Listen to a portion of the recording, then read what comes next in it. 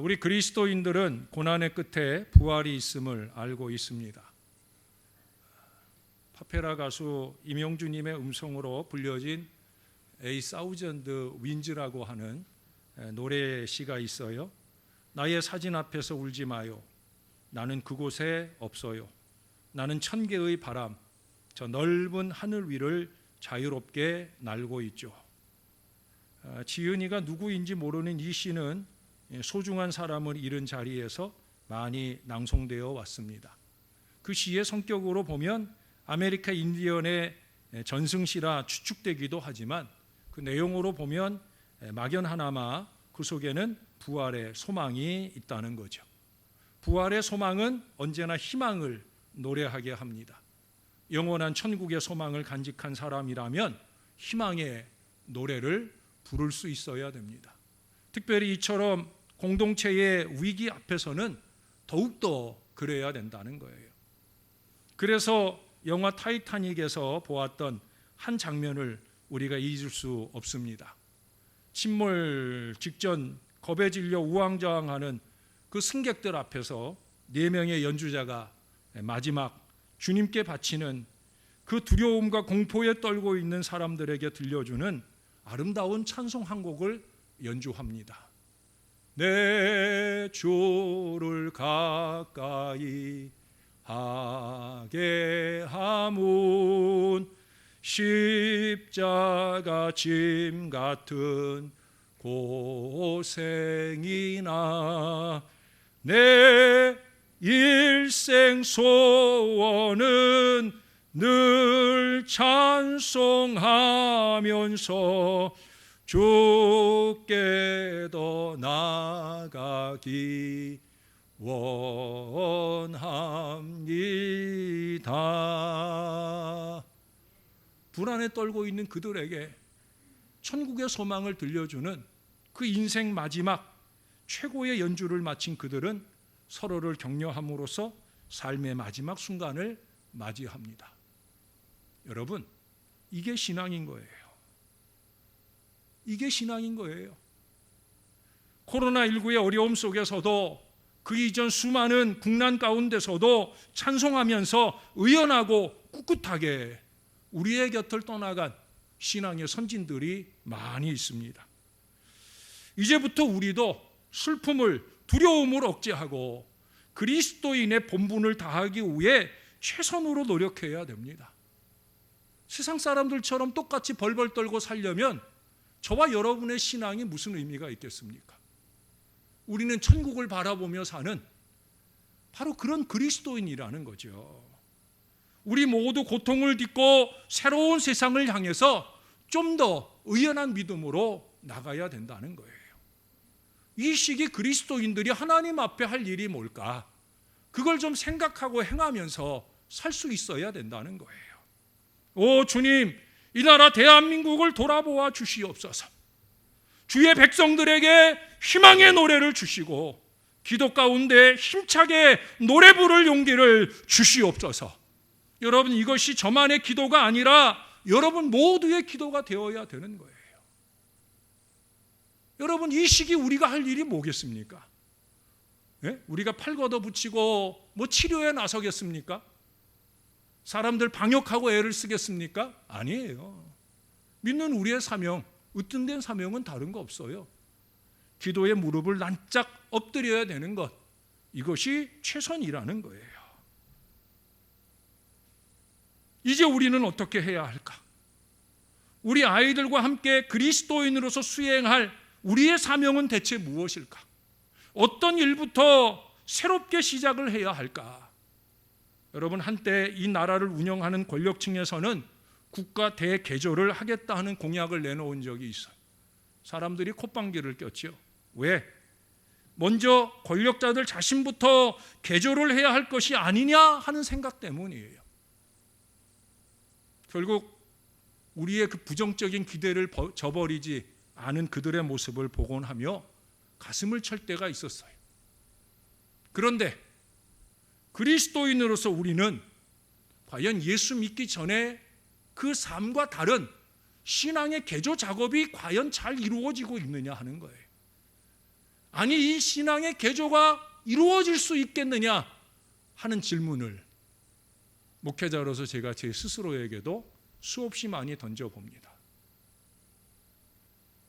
여러분 죄송합니다마는 솔직히 목회를 하면 할수록 이게 참 쉬운 게 아니겠다 하는 생각을 자꾸 하게 됩니다.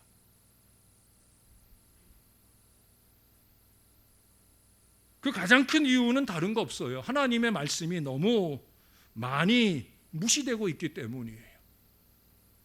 저는 이 얘기를 열면서 하나님의 말씀은 일단 접어두고 여러분들에게 한 토막의 글을 소개하려고 합니다. What is success라고 하는 제목, 무엇이 성공이냐라는 제목의 글인데, 이 글은 유니테리언 교회의 목회자였던 에머슨이 쓴 것입니다.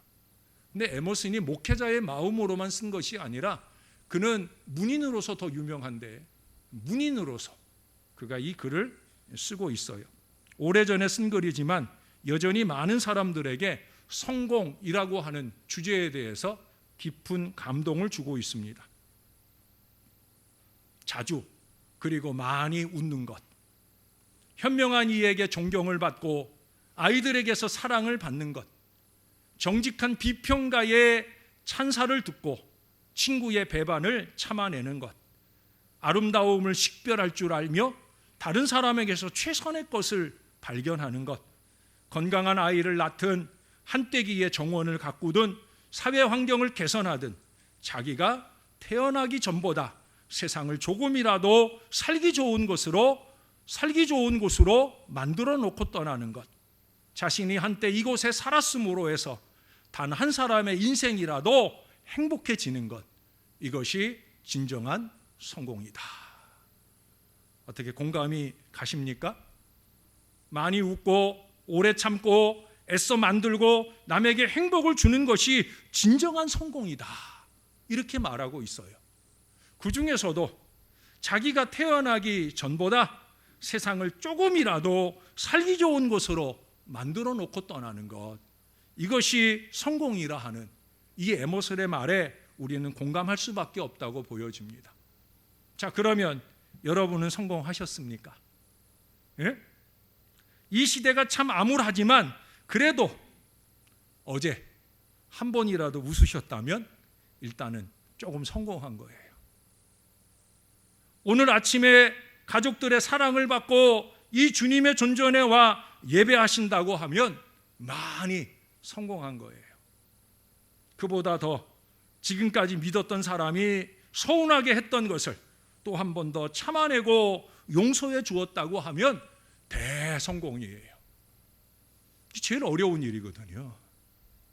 한 번 참아내고 또 한 번 참아내고, 그 무지와 그 어리석음을 조금처럼 깨닫지 못하는데도 불구하고 나는 주님의 사람으로 한 번 더 참아내줄 수 있는 것, 이게 성공이라는 거예요. 그런 점에서 보면 성공이란 그다지 어려운 일이 아닐 수도 있다는 사실을 깨닫게 됩니다. 하지만 성공이 무엇인지도 모르면서 막연히 성공하기 위해서 발버둥치며 사는 인생, 그러다가 성공이란 한없이 어려운 것이라 생각하고 좌절해버리고 마는 인생들도 우리의 곁에는 무수히 많습니다. 여러분, 성공이 뭡니까? 목적에 도달하는 게 성공이잖아요. 그러면 우리 그리스도인들, 성공한 그리스도인이라는 건 뭐예요? 주님의 말씀을 우리의 삶에 실천함으로써 이 세상을 조금이라도 더 살기 좋게 만드는 목적을 이룬 사람, 그 세상이 믿지 않는 세상만 아니라 우리의 가정이나 우리의 교회, 이 공동체를 조금 더 살기 좋고 행복한 공동체로 만들어가는 것, 그것이 바로 우리에게 성공이라는 거예요. 그 사람은 인생에 대해 보람을 가지고 행복을 느끼게 될 것입니다. 죄송하지만 저도 목회를 하면서 여러분 교인들 전부가 다 신앙의 대개조를 말씀을 통해 이루는 모습을 본다면 날마다 펄펄 뛰면서 행복해하며 살겠지요. 그러나 그게 아니라 할지라도 이 말씀을 통해 단 한 사람이라도 또 한 번의 변화를 위해 영부림치는 모습들이 느껴질 때, 그럴 때 저는 많이 행복하게 삽니다. 여러분, 이제 이것을 사랑하는 우리 자녀들에게도 가르쳐야 될 때가 왔다는 거예요. 이런 사명의 말씀을 성경 어디에서 찾을 수 있을까? 구석구석에 무수히 많죠. 그 가운데도 오늘의 본문의 말씀이 그것을 잘 가르쳐 줍니다. 마태복음 5장의 이 산상수훈은 이 질문에 대해 아주 중요한 실마리를 제공해 줍니다. 주님께서 우리가 교독한 말씀처럼 이 산상수훈의 첫머리를 열면서 제자들에게 8가지의 복된 말씀을 12절까지 가르쳐 주시고 있어요. 그리고 이어서 이와 같은 복을 받는 그리스도인으로서의 자질과 사명이 무엇인지를 오늘 4구절 짤막한 이 본문 속에서 함축적으로 밝혀주고 있어요. 이 말씀을 다시 한번 재구성하면 이렇게 말씀할 수 있습니다. 내 아버지께 복받을 자들이여, 너희는 세상의 소금이 되고 세상의 빛이 되어라. 너희가 이제 이런 사명을 수행하면 세상 사람들이 하늘 아버지께 영광을 돌리게 될 것이다. 제가 늘 저와 여러분의 신앙의 목표는 아버지께 영광이다. 그걸 이룰 수 있는 비결을 오늘 말씀하고 있는 거예요. 염광, 소금 염자에 빛광, 염광되라 말씀하잖아요.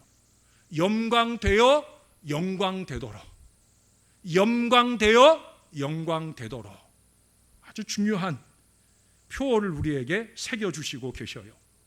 이 말씀을 우리와 우리 자녀들에게 주신 사명으로 믿고 그리스도인들은 여기서부터 시작이 되어야 된다는 거예요. 그리스도인이라면 이 말씀 모르는 사람 아무도 없잖아요. 그렇잖아요. 수없이 많이 설교 속에 들었어요. 얼마 전 금요일 저녁에도 우리 박 전사님 통해서 이 말씀을 한 번 더 상고했어요. 저는 이미 몇 달 전에 이 설교를 준비해 놓은 거라, 그래서 오늘 다시 한번 준비된 이 말씀으로 여러분과 함께 더 은혜를 나눕니다. 그러다 보니 이 영광에 대한 해석도 사람마다 각기 다를 수 있어요.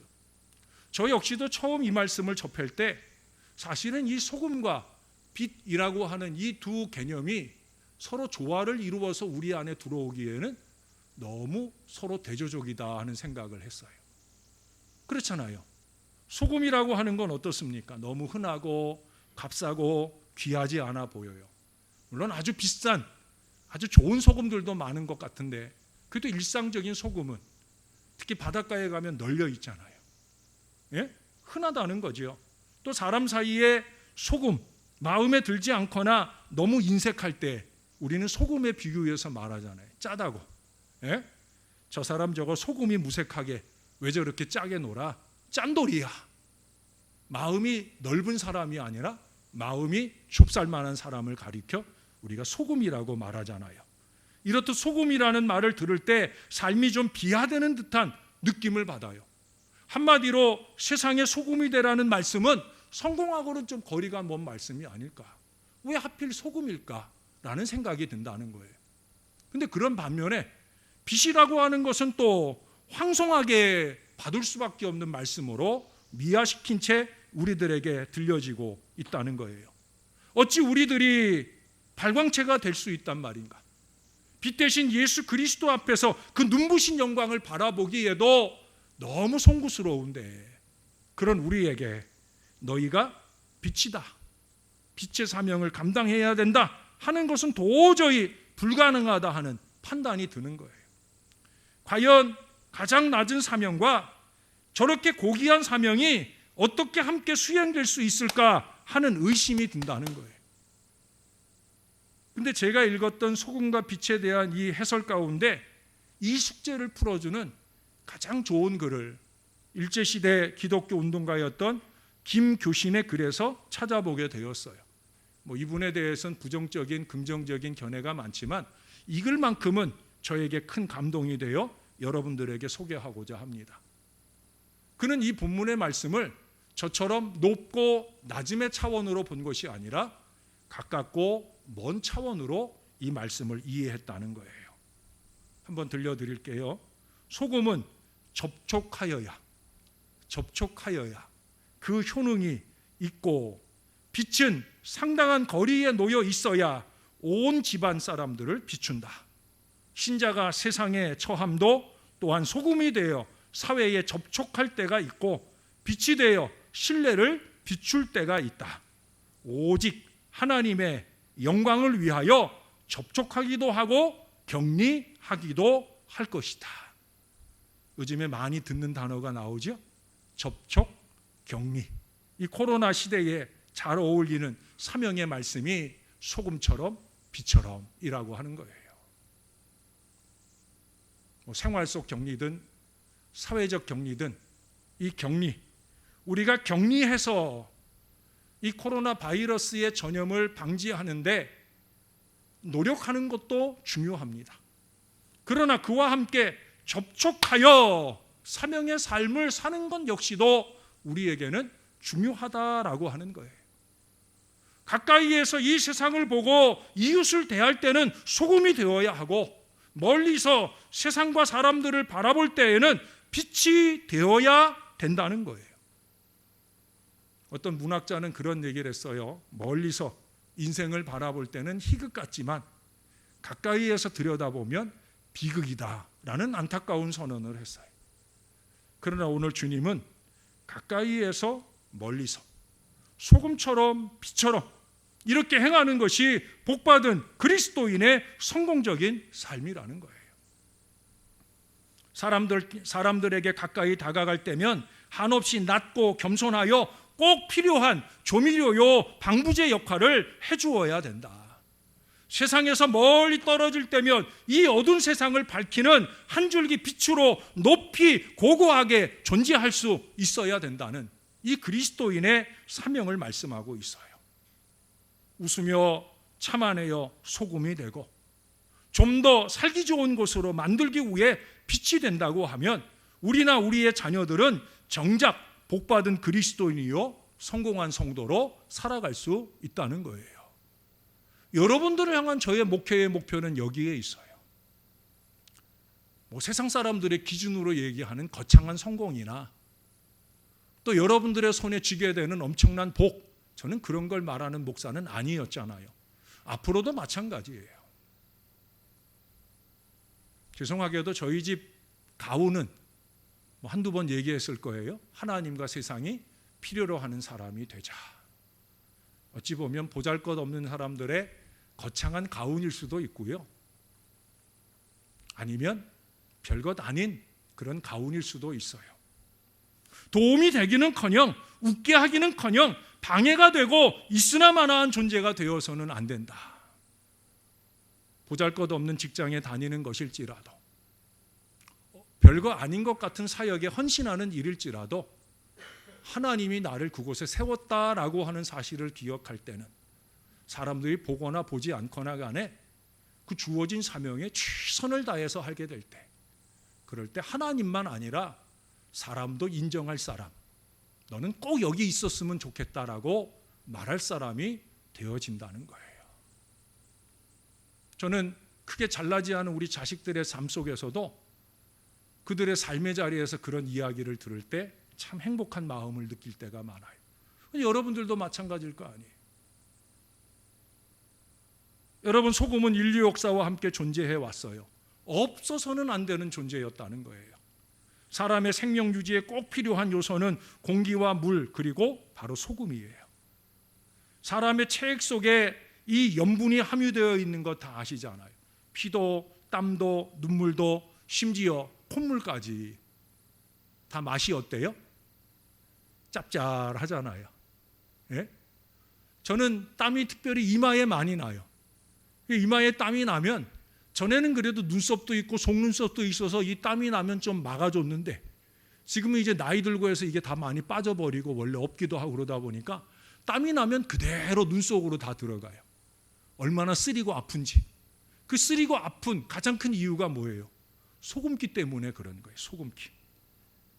근데 여러분, 우리가 태아일 때, 우리가 태중에 부모의 엄마의 양수, 자궁 내 양수 안에서 자라게 되잖아요. 근데 이 양수의 그 미네랄 성분이 바닷물과 같은 성분이라고 그럽니다. 그러니까 우리가 공기와 처음 만나기 이전부터 우리는 먼저 소금과 만나서 그렇게 자라고 살아가게 되어진다는 거예요. 그만큼 이 소금이라는 건 우리의 신진대사의 기능을 수행해 주는데 없어서는 안 된다는 거예요. 왜 예수님이 우리더러 소금이라고 말씀하셨느냐, 소금이 되라 하셨느냐? 그것은 없어서는 안 되는 존재가 되라는 거죠. 야, 저 인간 차라리 없으면 좋겠다. 가정에서도 그렇고 교회에서도 그렇고 세상에서도 그렇고 우리가 그런 존재가 되면 그것처럼 하나님께 비극이 없다는 거예요. 하나님의 영광을 위해 산다는 우리가 저 사람 좀 없어졌으면 좋겠다라고 말할 인생이 아니라 저 사람 꼭 있어야 된다고, 예? 우리에게 꼭 필요한 사람이라고 그렇게 말씀되어지기를 위해서 주님은 우리에게 소금이 되라고, 부패를 막아주는 방부제가 되라고 말씀하고 있어요. 실제로 여러분 성경에 보면 소금은 신성한 것으로 여겨졌어요.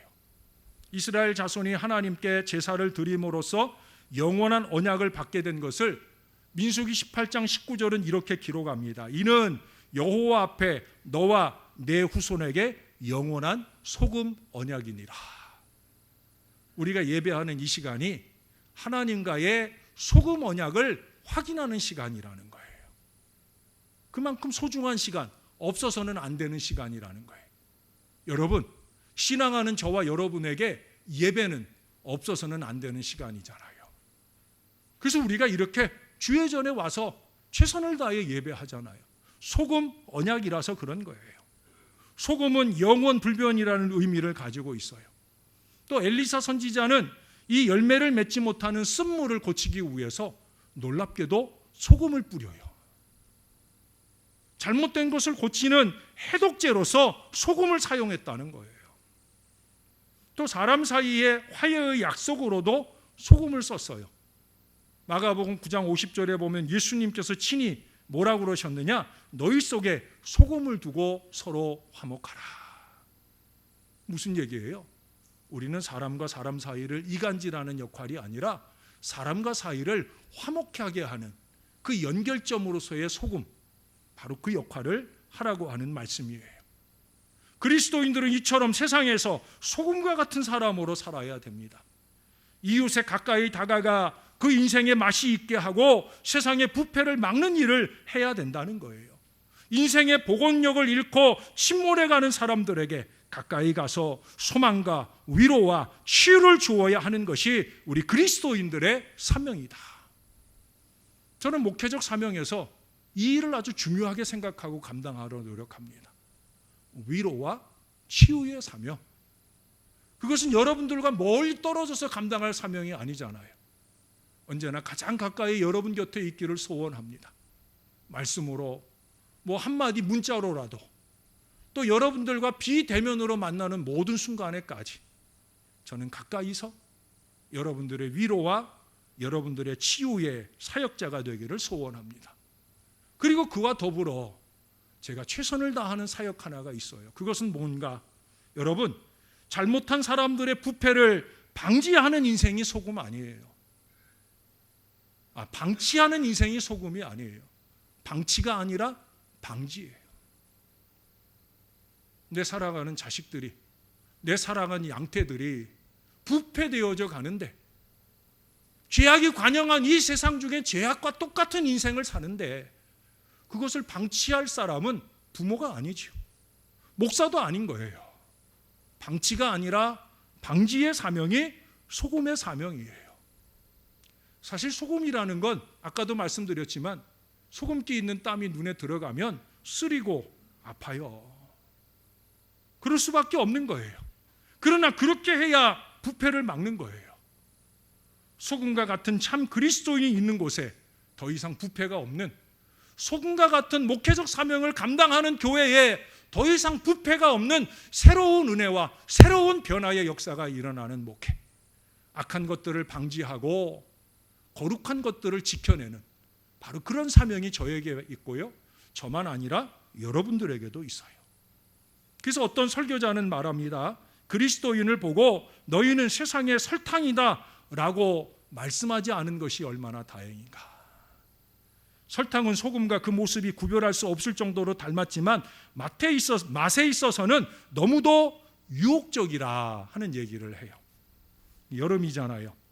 여름이 되면 별미 가운데 하나가 뭐예요? 제가 좋아하는 콩국수예요. 시원한 물에, 콩국물에다가 국수를 담고, 그리고 이제 마지막 고민에 서잖아요. 뭐예요? 설탕을 넣을까? 소금을 넣을까? 물론 자기 취향이 이미 분명히 결정된 사람은 고민하지 않고 넣죠. 저는 소금을 넣는 편이에요. 광주 분들은 설탕을 주로 넣는다면서요? 예? 맛의 고장인 광주 분들이 설탕을 넣고 드시는 걸 보면 믿고 먹어도 될 것 같아요.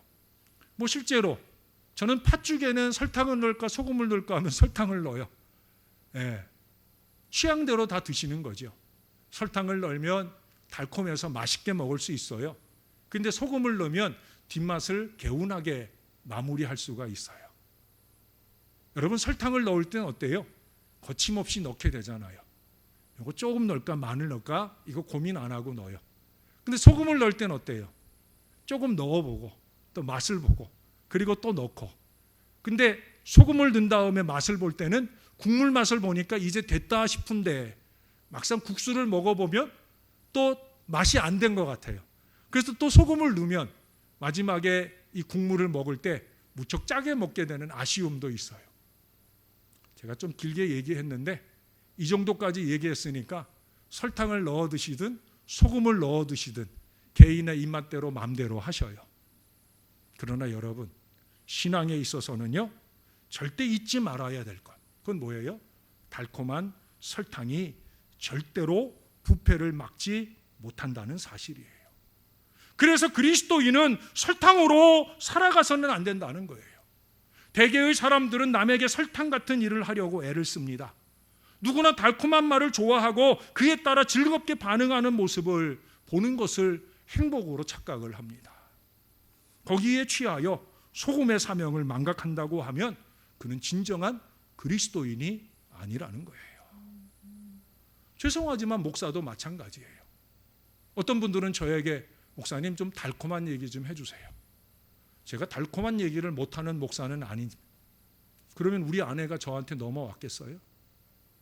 저 달콤한 말 잘하는 사람이에요. 그러나 목회적으로는 달콤한 말이 최선이 아니라는 거죠.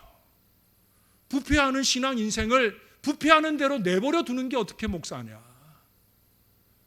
우리의 신앙의 목표는 말씀대로 사는 것이고 그 목표를 실현하기 위해서 하나님이 나를 세우셨다면 나는 기꺼이 이 말씀이 쓰리고 아파도 그래도 이 소금의 언약을 이 백성들에게 뿌릴 수밖에 없다 하는 사실을 여러분들이 이해해 주시면 좋을 것 같아요. 소금의 얘기를 하기에 거기에 덧붙여 저와 여러분의 소금 같은 이 방지의 노력을 위해 한 번 더 말씀을 드리고 싶어요. 뭐 그렇다고 좋은 일에 소금 뿌리라 그런 얘기 아니에요. 소금을 사용해야 할 때 제대로 설탕을 넣어서는 안 된다는 얘기예요. 그렇게 되면 세상이 부패해져 버리고 심지어 교회도 썩어버릴 수밖에 없는 거예요. 지금도 왜 교회들에 자꾸 문제가 터져요? 조금만 좀 참아주면 될 건데 달콤하게 음식을 나눠 먹고 달콤하게 교제를 하고 그런데 치우치다 보니까 결국엔 이 심각한 어려움을 주고 그것이 자기들의 어려움으로 끝나는 것이 아니라 교회가 좀 제대로 된 성전 예배를 회복하려고 할 때마다 뻥뻥 일들을 터뜨리잖아요. 여러분, 달콤한 게 좋은 거 아닙니다. 우리가 소금 인생을 살고 있는 그리스도인이라 이제 그리스도인으로서의 열매를 맺기 위해 새 그릇에 소금을 담아야 된다. 아니, 우리가 그 소금이 되어서 세상과 접촉해야 된다. 빛의 맛을 잃고 썩어가는 이 세상에서 우리 자녀들을 소금의 사명을 갖고 성장하도록 이끌어야 된다는 거예요. 예수님은 요한복음 1장에서 스스로가 이 땅에 오심이 어두움 가운데 빛이 오셨다라는 말씀으로 시작을 해서 이 빛에 대한 이야기를 많이 하셨어요. 요한복음 8장 12절에서도 친히 나는 세상의 빛이다. 나를 따르는 자는 어두움에 다니지 아니하고 생명의 빛을 얻으리라. 어두움과 반대되는 개념에 덧붙인 단어가 있어요. 생명의 빛이라고 말씀하고 있어요. 빛은 생명입니다. 스스로 빛이 될 수 없는 우리에게 우리 주님이 말씀하셨어요. 너희는 세상의 빛이다. 이 의미가 뭘까? 빛은 어둠을 몰아내잖아요. 어둠은 죄악과 타락을 상징합니다. 참된 그리스도인이 아니었던 우리의 과거는 어둠이었어요. 여러분, 에베소서 5장 8절 이하의 말씀이 있잖아요. 너희가 전에는 어둠이더니 이제는 주 안에서 빛이라. 빛의 자녀들처럼 행하라. 어떻게? 빛의 열매는 모든 착함과 의로움과 진실함에 있느니라. 죄악의 어두움이었던 우리가 주 안에서, 다시 말해 주님의 빛을 받아서 그 안에서 반사하는 빛이 되었다. 무엇을 반사하는 빛이라고요? 착함과 의로움과 진실함을 반사하는. 여러분, 우리의 신앙의 선진들 가운데 고고하고 높은 빛을 드러낸 그리스도인들이 얼마나 많아요. 이제 우리도 그 착한 그리스도인이 좀 되어서 세상을 비추고 그 의로운 열매로 빛의 자녀들을 길러내야 된다는 거예요. 좀 냄새나고 축축한 어둠의 일을 좀 벗어 던져야 된다는 거예요. 뻔히 보이는 어두운 일을 아무렇지도 않고 행하지 말아야 된다는 거예요. 예? 빛의 자녀들답게 행해야 된다. 그러나 이보다 우리에게 더 친근한 말씀이 오늘 본문에 있잖아요. 말이라고 하는 것은 잉 하는 타는 말이 아닌 거 아시죠? 예, 대박의 그 크기로 쓰는 바로 그 말이에요. 이스라엘이 불씨를 보관해 놓는 그 말을 얘기하는 거예요. 이스라엘의 가옥 구조는 이 먼지 바람이 많기 때문에 창문이 작아요. 그러니까 집 안으로 빛이 잘 못 들어와요. 낮에는 사람들이 일하러 나가고 빛이 별로 필요 없으니까 그때는 불씨를 이 말 아래에 잘 보관해 둡니다. 그러나 이제 사람들이 모여든 밤이 되면은 이 불씨를 등경 위에 높이 올려둠으로 하여 그 방안 전체가 환하게 비치도록 한다 하는 것이 오늘 주님이 하신 이 말씀의 내용입니다. 빛은 격리된 어두움의 사람들에게 그리스도의 영광을 위하여 착함과 의로움과 진실함을 전하라고 말씀하는 거예요. 떨어져 있고 어두울 때일수록 가치가 있는 것, 그것이 바로 주 안의 빛이라는 거예요. 바다를 항해하는 것은 인생의 여정에 곧잘 비유되잖아요. 배는 보통 국가나 가정이나 공동체를 상징합니다. 우리나라 온 국민이 경험하고 있는 이 코로나의 충격은 공동체의 위기임이 분명합니다. 근데 여러분, 매스컴에서 이미 많은 전문가들이 얘기하잖아요. 결국 이 코로나는 우리가 함께 가야 할 바이러스다. 감기처럼 함께 가야 된다는 거예요. 언제까지 우리가 벌벌 떨면서 우리가 기존에 해야 될, 지켜야 될 일들을 자꾸 등한히 하면서 살겠습니까? 맨날 코로나 핑계대고 우리가 그렇게 살아선 되겠느냐는 거예요. 자꾸 기도의 무릎을 꿇고 어떻게 이 돌파구를 열어갈 수 있을까? 어쩔 수 없는 코로나의 전국 속에서 우리가 앞으로 살아야 된다면 어떻게 제대로 된 신앙과 삶을 살아갈 수 있을까? 끊임없이 기도하며 찾아가야 된다는 거예요.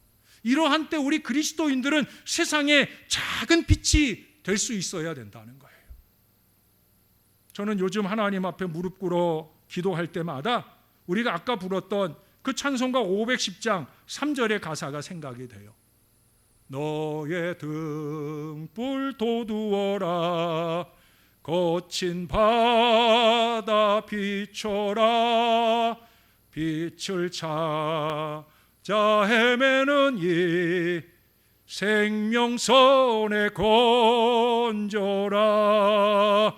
우리 작은 불을 켜서 험한 바다 비추세.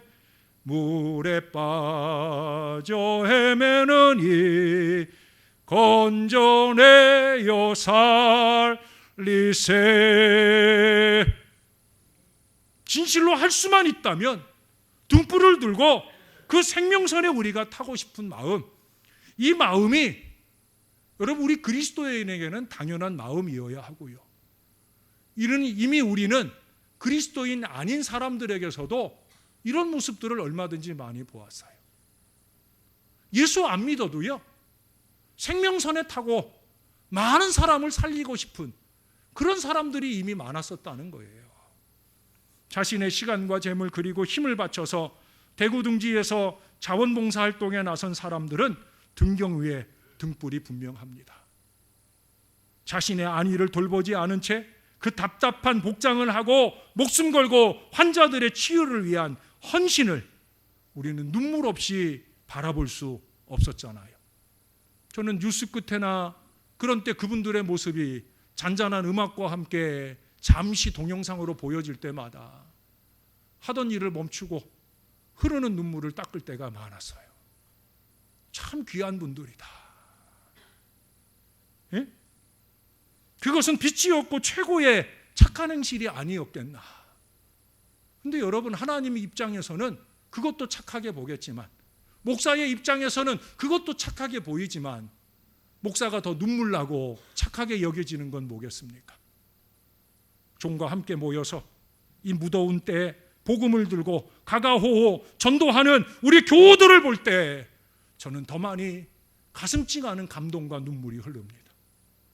하나님이 보실 때 참 착하고 의롭고 진실한 모습들이 아닐까 하는 마음이 들고 축복이 됩니다.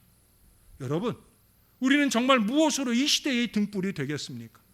가장 먼저 위로자들이 되어야 될 거예요.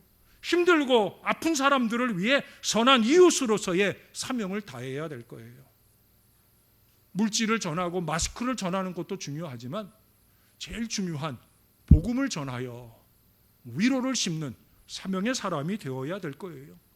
우리 그리스도인이 할 수 있는 기도와 위로와 그리고 사랑 나누기에 적극적이어야 된다는 거예요. 이런 일이 다시는 일어나지 않도록 세상의 부패를 막는 소금의 역할을 수행하면서 그 어떤 것보다 열심히 기도하는 사람이 되어야 된다는 거예요. 여러분, 제발 좀 부탁을 드릴게요. 기도하는 사람이 되어야지요. 이 어려운 때 예수 믿는 사람들이 다른 어떤 것보다 기도하는 사람이 되어야 되는 거지요. 소금이 되라 빛이 되라, 그 으뜸된 사명의 제일 된 모습은 기도의 무릎을 꿇는 거예요. 여러분, 제가 왜 많이 기도하려고 노력합니까? 여러분들을 조금이라도, 여러분들의 삶을 조금이라도 낫게 하려고 하는 마음에서 그런 거 아닙니까? 아까 서두에 읽어드린 말씀처럼 세상을 조금이라도 살기 좋은 곳으로 만들어 단 한 사람의 인생이라도 행복해지는 것이라고 하는 이 성공의 역사를 위해서 가까이 접촉하면 소금처럼 맛을 내고 멀리서 격리되면 세상을 밝게 비추는 선한 그리스도인들이 있음으로써 진정한 성공의 역사는 가능한 거예요. 사랑하는 여러분, 하나님께서는 지금의 큰 시련을 견딘 우리 한국인들에게 영광스러운 일을 예비하시고 믿음의 자녀들을 기르도록 은총을 베풀어 주실 줄로 믿습니다. 그 은혜의 중심에 저와 여러분들이 있게 되기를 오늘 주님의 말씀을 여러분들에게 드리면서 간절히 축원합니다. 기도하겠습니다. 너무나 많이 들었던 말씀입니다. 그래서 이 말씀을 열기 전에 하나님의 말씀을 읽으면서 또 이 말씀이네 라고 생각했을 수도 있을 것입니다. 또 종이 말한 설교의 요지들을 이미 다른 분들의 말씀을 통해 듣기도 하였을 것입니다. 그래도 우리가 그 말씀대로 변하여 살지 않는다고 하면, 모든 착함과 의로움과 진실함으로 행하지 않는다면 아무 의미가 없는 그런 밖에 버려서 밝혀지는 말씀이 되고 말 것입니다. 오늘날 교회가, 그리스도인들이 세상 사람들에게 밝혀지고 있습니다. 제대로 그 맛을 이루고 있는데도 불구하고 핍박으로서 밟는 것이 아니라 너무 보잘것없게 행함으로 인하여 저런 게 뭘 그리스도인이라고 하며 우리를 욕하고 비웃는 인생들이 많아집니다. 하나님 정신 차리게 하옵소서. 교회도 목회자들도 성도들도 더욱더 정신을 바짝 차리고 회개의 무릎을 꿇으며 간절한 기도의 무릎을 꿇을 수 있는 하나님의 사람들이 되게 하여 주옵소서. 내가 사는 나의 가정이 내가 사는 나의 교회와 세상이 나 한 사람 때문에 정말 눈꼽만치라도 변화의 역사가 일어나기를 소원하면서 그렇게 소금으로 빛으로 가까이서 멀리서 아름답게 살아내는 저와 이 모든 자녀들 되도록 축복해 주시옵소서. 우리의 구주가 되시는 예수님의 이름으로 간절히 기도합니다. 아멘.